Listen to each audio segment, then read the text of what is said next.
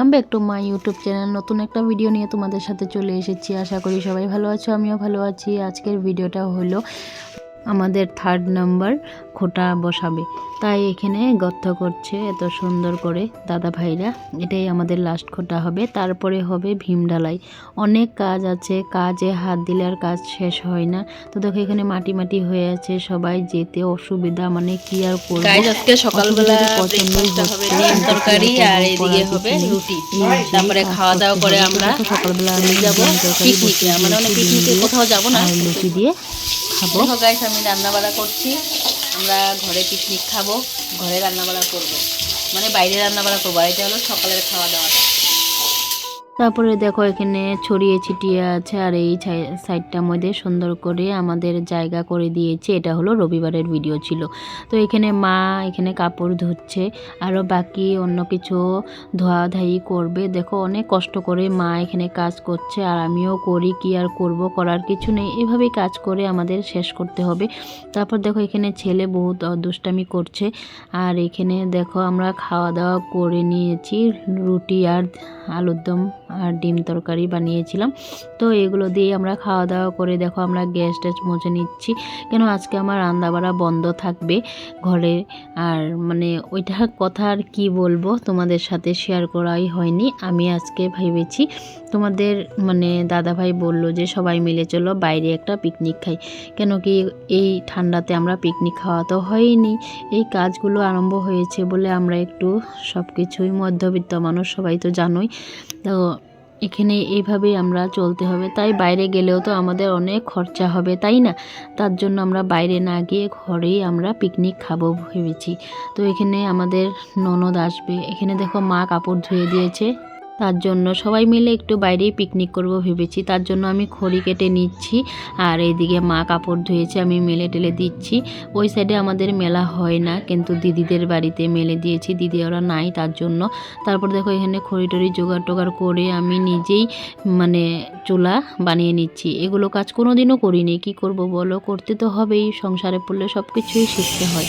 তোমাদের সাথে অনেক অনেক কথাই আছে, কোনো দিনও শেয়ার করিনি, শেয়ার করতে হবে সব কিছু তোমাদের সাথে শেয়ার না পারলে আর হবে না। এদিকে দেখো আমার ননদের ছেলেটা, ননদ এসে পড়েছে, এদিকে ওকে বসিয়ে দিয়েছি খাওয়ার জন্য। ও না খেয়ে এসেছে সকালবেলা ঘরের থেকে। তারপরে এখানে আমরা মা তোমাদের দাদাভাই কই মাছ এনে দিয়েছে, তারপরে এখানে মা কই মাছ কাটছে। আর এদিকে আমি ভাত বসিয়ে দিয়েছি। দেখো চুলাটা কি সুন্দর হয়েছে, আর সুন্দরভাবেই ধরেছে। তারপরে এখানে আমি আলু টালু সব কিছু কেটে নিচ্ছি। এখানে আগে বানাবো কই মাছটা, তারপরে এদিকে বানাবো তারপরে মাংস, তারপর আর এদিকে স্যালাড হবে। তো এখানে তোমাদের সাথে যতটুকু পেরেছি ভিডিওগুলো শেয়ার করার চেষ্টা করছি। কি আর করব বলো, একা হাতেই সব কিছু একা হাতেই সামলাতে হয়। তার জন্য আমি মানে যতটুকু পেরেছি তোমাদের সাথে শেয়ার করার চেষ্টা করেছি। আর ভিডিওগুলো তোমাদের কেমন লাগে একটা কমেন্ট করে বলবে। তো দেখো এখানে রৌদ্র পড়েছে, বসে বসে কাজ করতে এত ভালো লাগছে। আর ঠান্ডা দিনে তো রৌদ্রের মধ্যে বসে বসে কাজ করতেই ভালো লাগে। আর সবাই মিলে বাইরে পিকনিক করব, কি মজা, তাই না? এদিকে দেখো আমি মাংসগুলো মানে কেটে ধুয়ে সুন্দর করে মা দিয়ে গেছে। এখানে আমি মাংসগুলোতে সুন্দর করে মাখা করে নিব। আর এদিকে দেখো মাছ তরকারি তোমাদের সাথে কথা বলতে বলতে হয়েই গেছে। যতটুকু পেরেছি তোমাদের সাথে শেয়ার করার চেষ্টা করছি। অনেক কিছুই মানে সব কিছু মিলিয়ে চলতে হয়, কেন আর কি করব বলো, করতে তো লাগবেই বলো সব কিছু। এখানে মাছের মানে তরকারি হয়ে গেছিলো। তারপরে এদিকে আমি মাংসর ব্যবস্থা করে নিচ্ছি। মাংসর আলুগুলো আমি সুন্দর করে ভেজে, আর এদিকে মাংসগুলোতে আমি সব কিছু ম্যারিনেট করে নিচ্ছি। টমেটো দিয়ে সব কিছু দিয়েই আমি ম্যারিনেট করে তারপর এখানে মানে মাংসটা বসিয়ে দিব। তারপরে এখানে স্যালাড কেটে নিব। এদিকে দেখো মাছ স্নান টান করে এদিকে হয়তো চলে এসেছে। আর এদিকে আমি মানে আজকে পেঁপে দিয়ে মাংসটা বানাবো।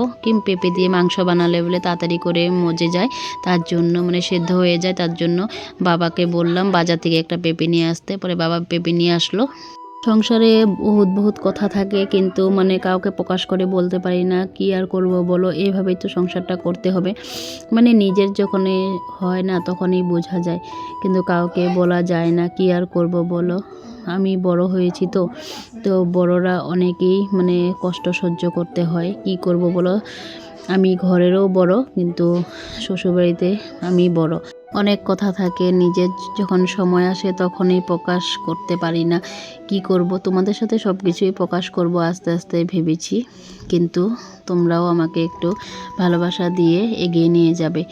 বলো, তোমরাই তো আমার সব কিছু।